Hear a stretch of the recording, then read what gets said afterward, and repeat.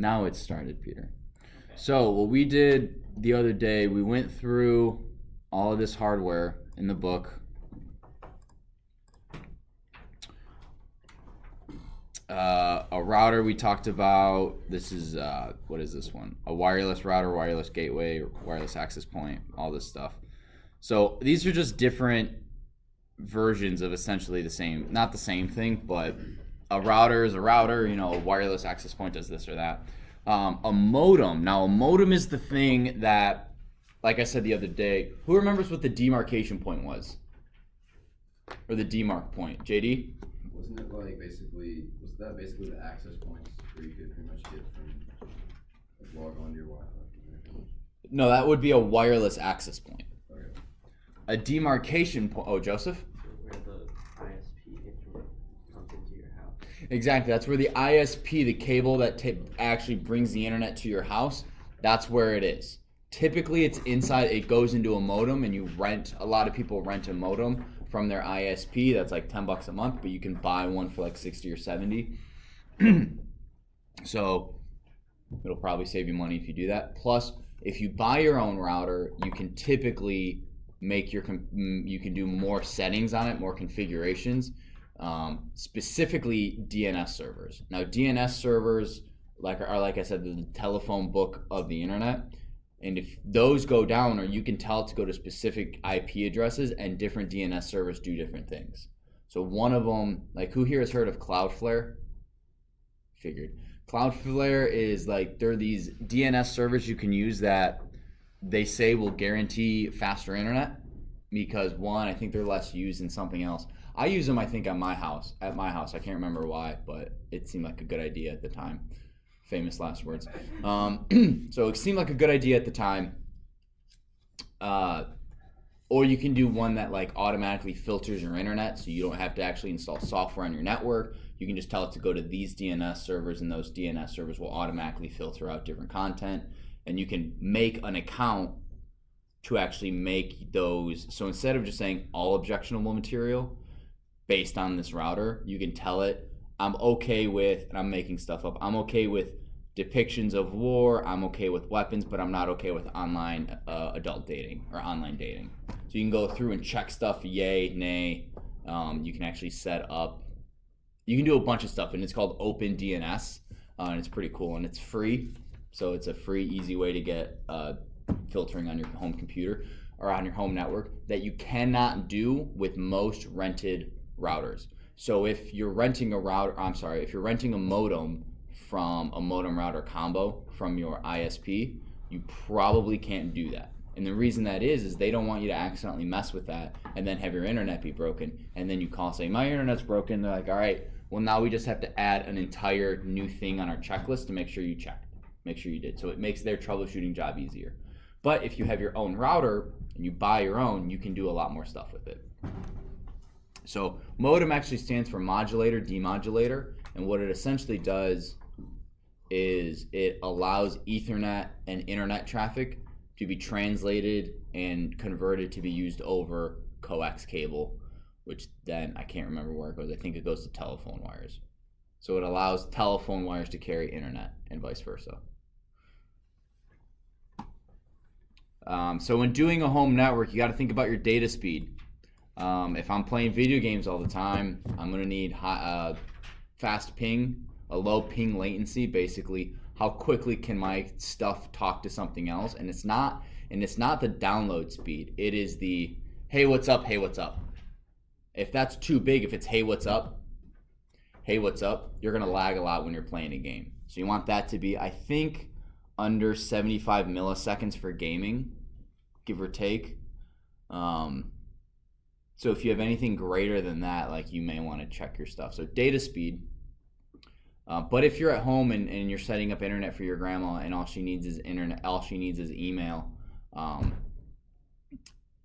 then you don't need super fast ping. You don't need super fast internet. You can just set it up to be, stable or whatever. That's one thing you need to take into account. If you are buying internet from your ISP, a ballpark, and this is what I tell most people, Netflix takes about 3 to 5, around 4 megabits per second for HD. So think if everyone in my house were watching YouTube or Netflix at the same time, how many megabits per second would that be? Okay, so let's say we're the family, right? So we have 9 people in here. That's 36 megabits per second. And typically my old ISP guaranteed 80% of the speed I pay for. Well, then shouldn't I only be paying 80% of what my, no, I get it because there's so many different variables with speed, but they say to your house, they're guaranteed 80% of what you pay for. So if we need 80% to be above 36 megabits per second, and that's primo, right? That's with no interference or anything. What is that? We're gonna round that to 40. 40 is 80% of what? 50? So at 50 megabits per second, we probably could get all of us watching Netflix. If our wireless router can deal with that many simultaneous connections. So it's not only speed to your house that you have to deal with. You have to look into the modem. Are we using the modem? Can my modem keep up with the download speed that I'm given by my ISP? Right? Now this is a lot of stuff that I really hope you guys are at least taking notes or at least memorizing, because some of this stuff I've learned the hard way by like buying internet and being like, this is stupid, this is the wrong thing. So it's up to you guys. This is kind of just helpful information with Stolter, but it actually is pretty helpful. So not to toot my own horn, but you know, what I'm teaching is pretty important. It's like might be the most important thing you'll ever learn in your entire life is what you're learning today in this class right now. I don't know, who's to say? I don't know. Anyway, so not only do you have to deal with the so if your internet speed is 50 megabits per second and your modem is only rated for 30 and we're all trying to watch YouTube, what's going to be wrong? Are we going to hit that? Are we going to run into issues? Yeah. So when you call, they're going to be like, well, everything on our end says your stuff is at 50 megabits per second. It's on your end. So then you got to go, okay. Then you got to start troubleshooting. Well, is it my modem? Is it this? Is it that? Blah, blah, blah, blah, blah. So what you want to do is you just want to make sure that when you know what you want in your network. Again, this goes back to coding. Know what you want to do, plan for it, and then start coding. So we're getting 50 megabits to our house. We have a modem that can do 100 megabits per second. Awesome. We don't want to use that. We want to use our own router. We have a modem that can do 100 megabits per second, but we don't want to use the router inside the modem because we want to be more granular with our stuff. So then we buy a router. What if our router is only rated for 50 megabits per second or 30 megabits per second? We're going to run into the same bottleneck, that it's our router that can't do it. But then not only that, inside the router you have different technologies. So you have a bunch of stuff that is MIMO, which is multiple in, multiple out. And what it'll do, and we'll get into this a little bit more, but what it basically is that I can deal with multiple incoming things and output multiple things. So I can take information from these 3 computers and I can be giving information to those 3 computers. So you 2 in the back, you have to wait a few milliseconds until I finish with these guys here. So that's a lot faster for everyone as opposed to, okay, Colton, what do you need? Okay, there you go. What do you need? There you go. What do you need? There you go. What do you need? There you go. What do you need? There you go. Right? That's going to slow your network down as opposed to you 3 are getting what you need. Tell me what you 3 need. Okay, now we're going to jump over there.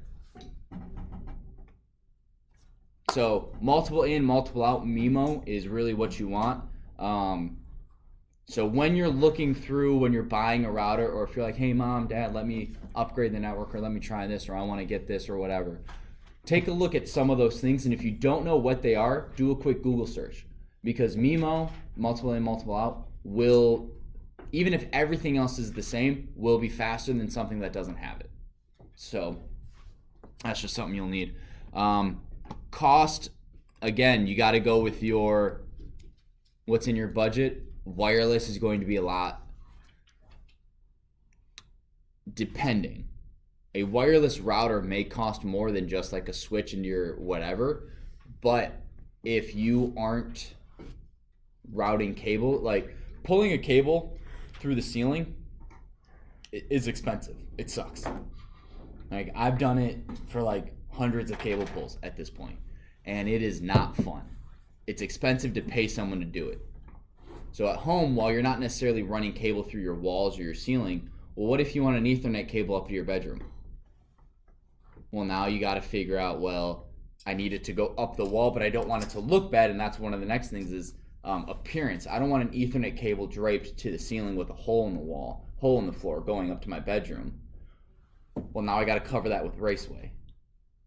Well, now we're moving, and I got to take the raceway down, and now the paint's chipped, now I got to repaint.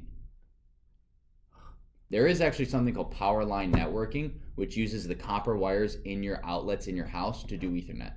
So what you do is you take this box, you plug it into an outlet. It has to be on the same fuse box. So you plug it into the wall, and you take a patch cable from your router, and you plug it into this box that you plug into the wall. And then wherever else in your house you want Ethernet, you plug the other box, and then you plug an Ethernet cable, and it uses the copper wire in your house as your Ethernet cable. I had that in my house to get Ethernet up to my bedroom for my gaming consoles. It worked really well. It was like $80 when I bought it at Best Buy. Netgear Powerline. It was pretty good. So cost, ease of implementation. A wireless network is a lot easier than trying to. All right, well, you got a laptop? Oh, you need internet? Well, we only have here's a cable. Oh, wait, you got to come closer. No, I know you're sitting at a table, but my cable's this long. Do you have a longer cable, Nikki? No, then you got to come sit here if you want internet. You have, right? You're kind of like, well, it's a lot easier. If, Wi-Fi? Yeah, you're good. Yeah, this is the password. So wireless is a lot easier, but however, remember, it's not as secure. Home access, that's home access, public access. You do want to set up a guest network if your router allows you to do that. I have a guest network, and what the difference between your actual network and your guest network is your guest network only gets Wi-Fi, only has internet browsing capabilities and like email and stuff like that. Whereas if you're on your actual home network, that is, I can get to my router, I can get to my printer, I can actually get to the devices on my network as opposed to just internet. So it's a little safer to have a guest network implemented, and when people come over, because I don't know if Perry's friend is a trustworthy person. I know Perry's trustworthy, but I don't know if her friend is, so I'm going to put everyone on the guest network. Because I don't want Perry's friend, whoever she is, she may be a very nice person, but I don't want her to have access to anything but the internet in my house. Or at Perry's house, or wherever's house. Guest networks are pretty easy, and they're pretty easy to set up. On my router, I click guest network, I give it a password, and boom, it shows up. That's about it. So very, very worth it. It's common that it's not working. Hang on, whoop. This is troubleshooting issues. Make sure everything is turned on and the lights are flashing. Typically, if it's solid, like you'll have solid power, solid download, solid uplink, and then other ones will be flashing. And if it's flashing, that means it's active. Or if it's green and flashing, it's active. But if it's amber and flashing, it's working, but nothing's connected. Or if it's solid amber, it's broken. And if there's no light, then it's there's just no power to it. So like on your modem, you'll see a list of light. You'll see a bunch of lights with a bunch of symbols, and each one of those means something different.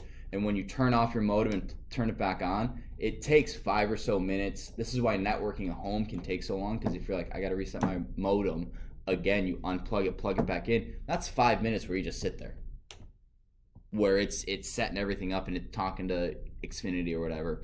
So then, so you want to make sure those are all correct. What's the next thing? Turn everything off, turn it back on again. That will save you so many issues. Just listen, nothing's working. I'm unplugging everything. I'm walking away. I'm grabbing some food for 10 minutes. I'm coming back. I'll plug everything in. I'm going to eat my food, and then I'm going to see what's going on. Hardware connections. Yeah, make sure everything's always plugged in. So these are 3 basic troubleshooting steps. I'm not going to go over them totally because, one, those of you watching at home, you can read them and pause the video. And everyone else, it's in your book, and you guys should have already read this. But I do want to make sure I have 18 minutes, and I do want to get to securing the home network a little bit. So we're going to actually do a lot of this. I will set up a network. I will say something is wrong with it. You have to figure it out. And it'll just be, all right, it's either on my computer or, because I may say, hey, Joseph, I need your computer. I'm going to set some changes up. And you guys will, a group of 2 or whatever, you guys will work on it. Or I'll set up a network and say, something's wrong with this. You guys can't connect to the internet. Figure out what it is. And that'll just be, a 20, 30-minute exercise in class or whatever. And then we'll go over it. So I'm not going to go over this too much because we're going to do that in class. A range extender. Now, the thing about a range extender, and they've asked that a range extender can only extend the speed that it has at that point. What do I mean by that? Let's say there's a house across the street, right? And they want to use our Wi-Fi because the school owns it and we're hosting someone there, right? And they're like, hey, can we get some internet? We don't want to pay for a whole brand new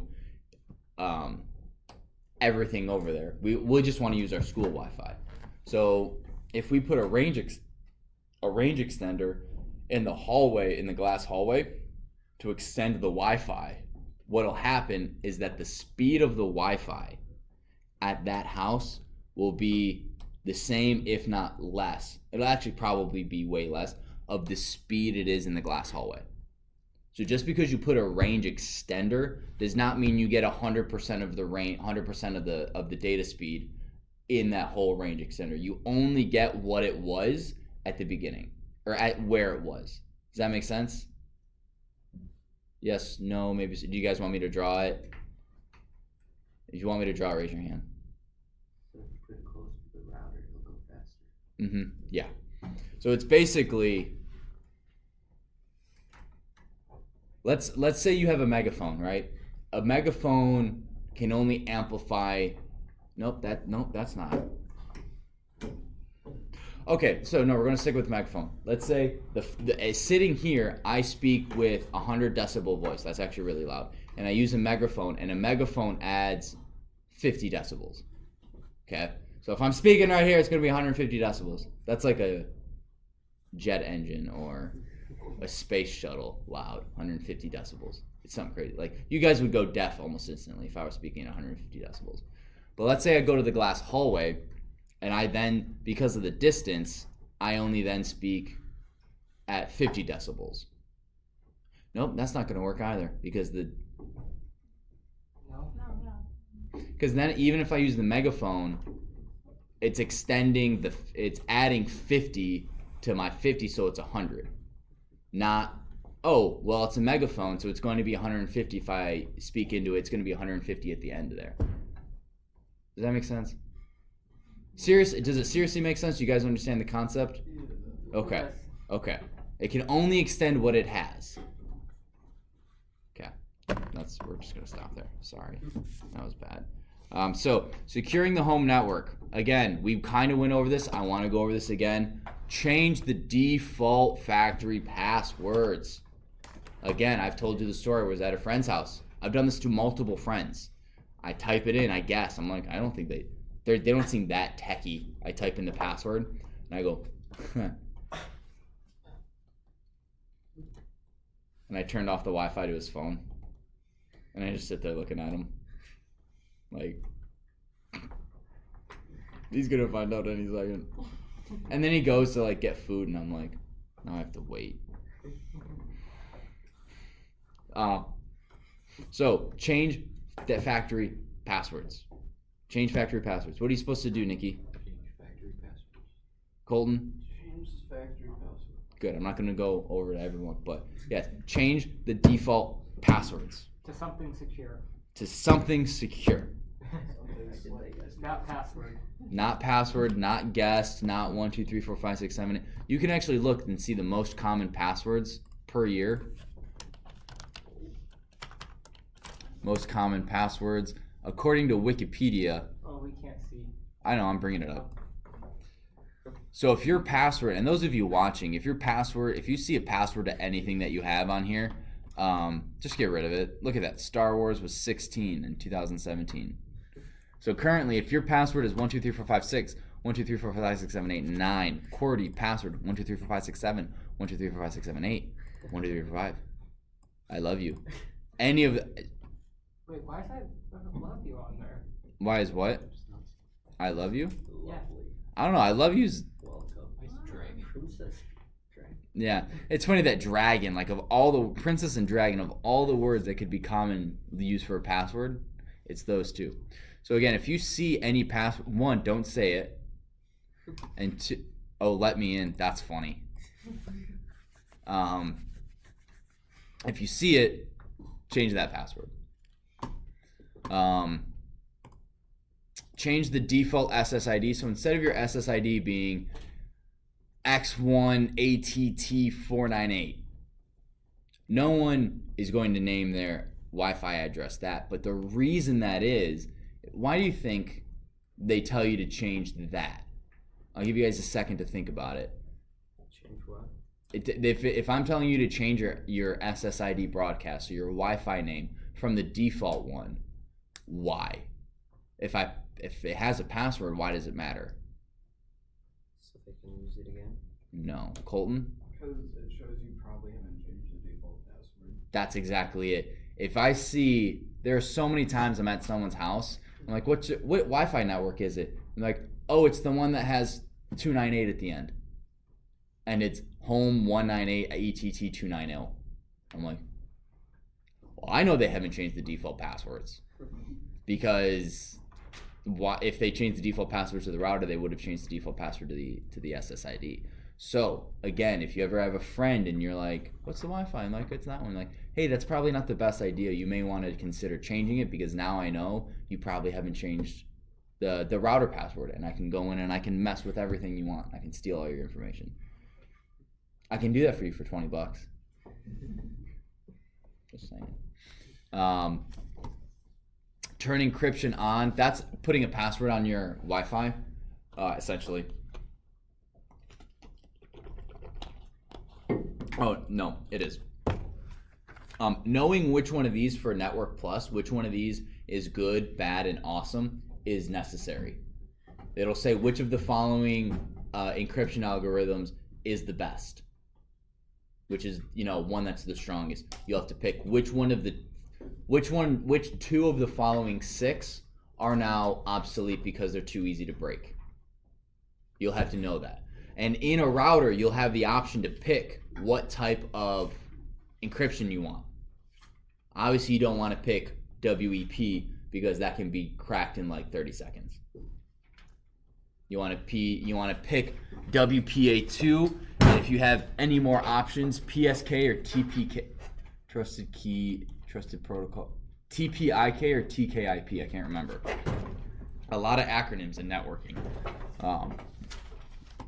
And then turn off SSID broadcast. These last two, like, I don't do either of these, because if I have friends over, I want them to join my Wi-Fi, and I want them to know you can just tap it and enter in the password. Not because if someone comes in and goes, hey, what's your Wi-Fi name?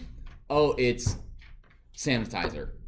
I'm not seeing that. I know you have to hit other and type it in. Well, how do you spell sanitizer? Well, it's a capital S and sanitizer. How do you just wait, how do you spell sanitizer? Is it an S or a Z at the end? No, it's wait. It should be, mine is a Z. That's just how is that how you're supposed to spell sanitizer? So you can get this, like, as opposed to just say sanitizer and here's the password. It's okay, now I figured out sanitizer. What's the password? And then you have to go through that all over again. So I don't disable SSID broadcast. If you want to have a really more secure network, that obviously will do it. And then enable MAC address filtering. Again, that goes over, if your MAC address isn't on this list, you don't have access to the network. Now, there's something called a whitelist and a blacklist. A whitelist is anything that isn't in the whitelist gets blocked. A blacklist is anything in the blacklist. The only thing that gets blocked is in the only the things that are in the blacklist get blocked. So it just depends. If you want to be really exclusionary, and listen, we have 6 devices. No, I don't want anyone else ever on my home network. I have a separate router and a separate network for guests. My home router is only going to be my 6 family members and their phones. That I will enable whitelisting, and only those 6 addresses can get on my network. Whereas if you're a company like us, we have a blacklist, and we go, this MAC address can no longer join our network, but anyone else can. Oh, JD, he's using, he's got some weird thing on his phone, and he's lost internet privileges on his Surface. That's the easiest way to do it. We're going to disable the MAC address, and he can no longer get on our network. That sort of thing. Not that I would just example. I don't think you're a bad kid. So, okay. We have literally not done much. I wanted to get to all this too.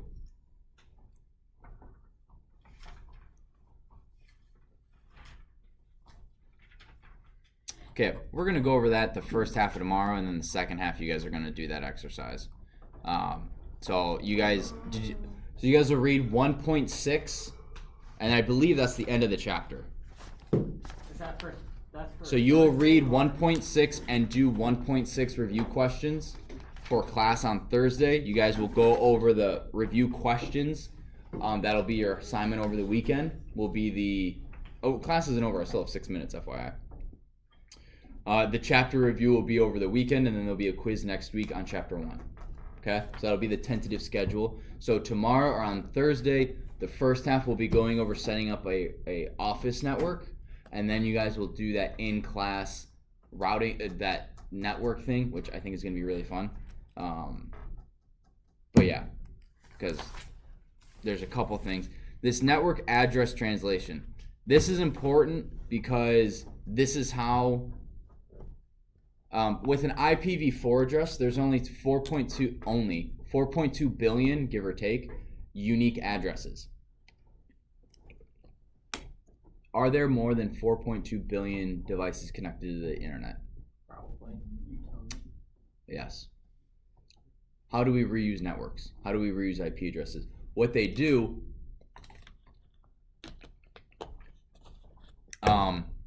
network address translation, essentially, this is where I get to draw.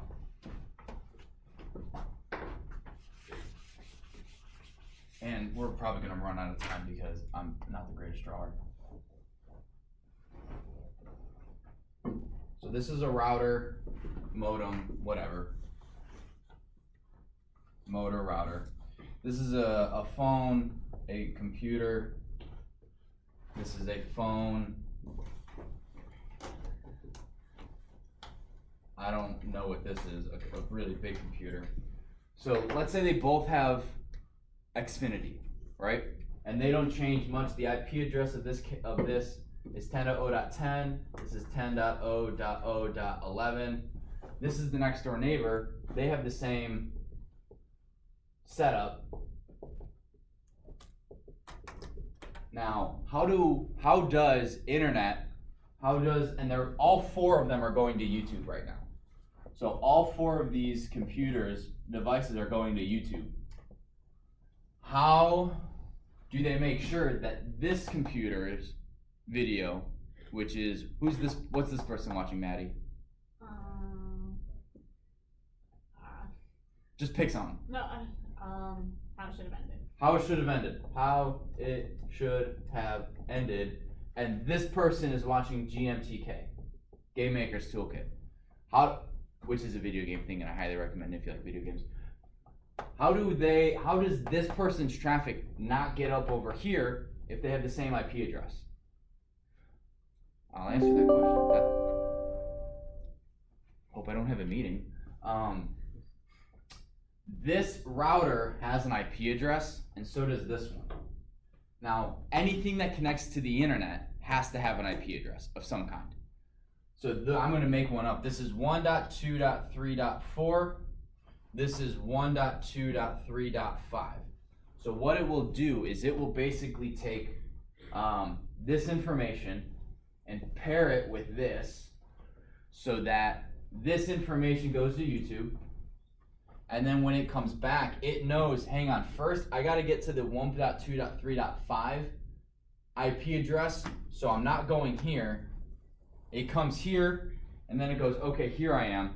And now what it will do is network address translation basically converts this information that was going here, and then it goes, okay, now I need to send it to 10.0.0.1.11. So network address translation allows, even though these have the same IP address, this has a unique one, and so does this one, and that is what allows information to not get screwed up between the two houses. Does that make sense? You can kind of think of it as, on an envelope, you have a name and an address. Just because even though you may be getting the same letter from the same person, and it's the same name in two different houses, if the address is different, it'll go to the different houses. So you can think of this IP address as the address to the house, even though the IP address of the device may be the exact same in a different building. Does that make sense? Okay, we're gonna go over that some more. We are out of time. Firewall. So firewalls just basically prevent incoming traffic. It monitors it and makes sure it's incoming and outgoing traffic, but more specifically, incoming traffic is okay.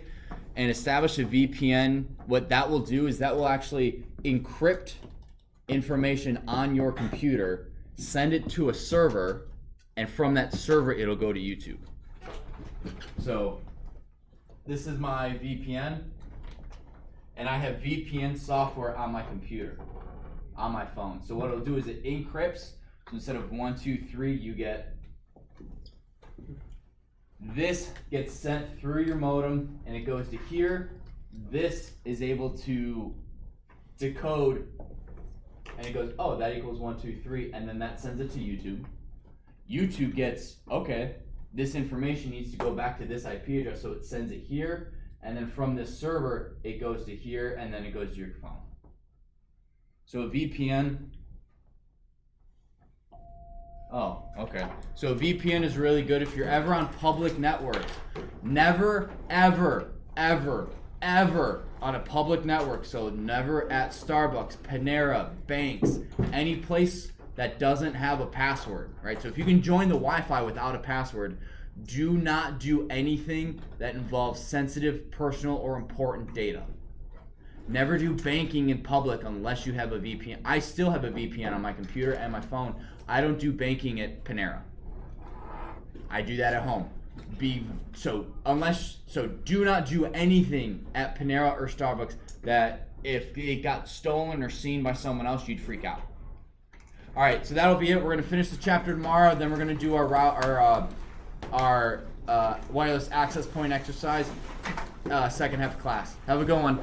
Isn't the risk slightly alleviated if you're going to an HTTPS